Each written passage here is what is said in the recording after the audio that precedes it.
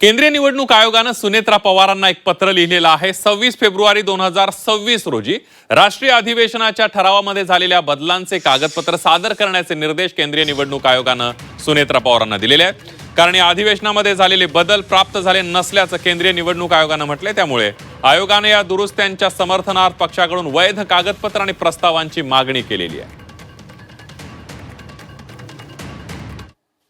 वर्षभरामध्ये अशा पद्धतीची अनेक पत्र निवडणूक आयोगाकडून राजकीय पक्षांना, आमच्याच पक्षाला असं नाही, इतरही पक्षांना ती येत असतात आणि त्या अनुषंगानं हा नियमित पत्रव्यवहार हा निवडणूक आयोगाच्या बरोबर होत असतो।